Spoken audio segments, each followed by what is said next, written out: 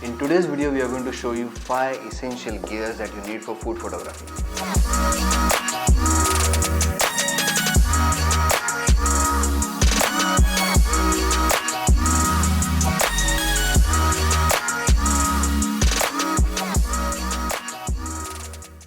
Hey foodies, hope you're having a great day. This is Chef and Food Stylist Payal Gupta. And I'm Aditya Sapre, a professional food photographer.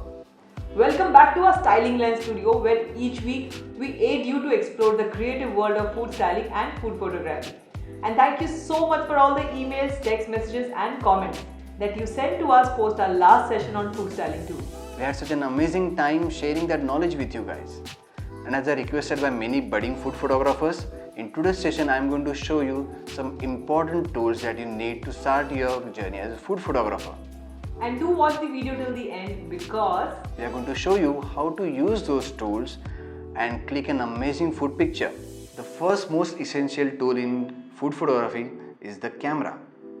Very obvious, right? But still everyone is confused about which camera to buy for food photography. So let me make it very simple for you guys. Depending upon the size of the sensor, there are basically 6 types of cameras in the market.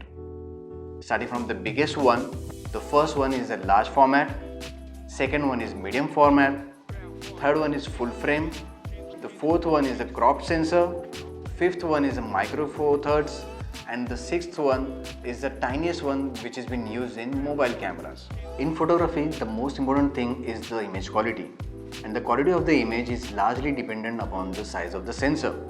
That's why professionals always prefer to go for full frame cameras, which has more information and the better picture quality. But if you have a lower budget, you can always buy a crop sensor cameras. Although the size of the sensor is smaller, but these cameras are getting better and better every day. And the prices are also very low. You can buy a crop sensor camera for as low as 30,000 Indian rupees. What's the camera without a lens? It's like a body without a soul. Lenses are the most differentiating factor when it comes to food photography. Different focal lengths allow you different perspective. You can start shooting food with your basic kit lens. As the name suggests, these are the lenses that come with your camera kit. It could be 18 to 55 mm or 24 to 120 mm depending upon the camera model you choose. As far as food photography is concerned, there are some limitations to the kit lenses. One of them is a smaller aperture. It doesn't allow you to get shallow depth of field. So if you want nice shallow depth of field, you should always invest in prime lenses. One of the cheapest prime lenses available in the market is a 50 mm lens. But if you have a budget, my suggestion would be to go for macro lenses. Macro lenses will allow you to go closer to the subject and click some nice texture of the food. However, the only flip side to the macro lens is that they are a bit expensive. So if you don't have budget to purchase them right now, you can always rent it out, get hang of it, and then once you have the budget, you can go and purchase them. If you want to become a pro in food photography, then having a tripod is a must. Imagine you have clicked a really nice picture of a food, and then when you zoom in, there is a shake in the image. No one likes shaky images. So tripod will allow you to get rid of the shake. Just get your lighting right, mount your camera on the tripod, and it will allow you to set your composition step by step. You might have to spend a little more on the quality tripod, but it's an investment that pays off in long run. Word of advice, just stay away from the flimsy tripods. The fourth most important gear in food photography is the light diffuser. No one likes harsh light, dark shadows, simply because it is not appealing to the eyes. So what diffuser does, it spreads out the light evenly throughout the subject, so that we get nice details in the highlights as well as in the shadows. The diffuser is made of a translucent material which has a matte surface. It disperses the light in different directions. So the ultimate result is an evenly lit up product. In fact, the light falling on my face is also coming through a diffuser. You can buy a 5-in-1 collapsible diffuser for as low as 800 Indian rupees. The fifth essential gear in food photography is a light reflector. A light reflector is nothing but a white foam board. When you are using single light source, some areas of the food will look darker compared to the rest of the area. So we use foam boards or reflector to fill the light in those shadow areas. And as a bonus, I'm going to add one more tool to the list. It's a light cutter. A light cutter is also a foam board but black in color. It helps to avoid or cut the excessive light falling on the food. Now I'm going to show you how to use these tools to get an amazing food shot.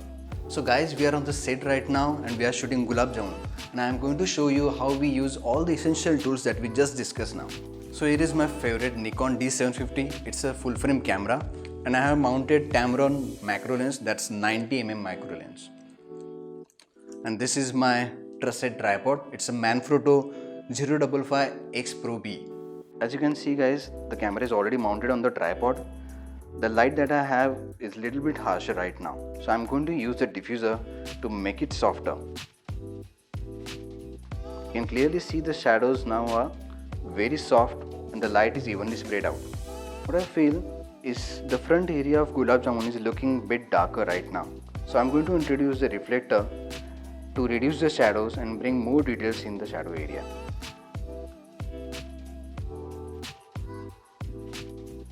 You can clearly see the shadow areas are now nicely lit up, and I can see all the details in gulab jamun.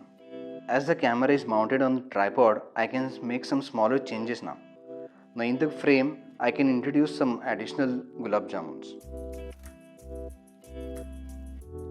I had so much fun watching all these photography equipments and learning all about them. And I hope you enjoyed them as well. If you have any queries regarding the tools that we discussed in this video, please let us know in the comment sections below. And yes, to stay updated on videos from Styling Lens, do remember to hit the subscribe button and click the bell icon for notification. Until we meet next on Styling Lens, do remember to explore your creativity by taking lots of food pictures. And don't forget to tag us on your pictures.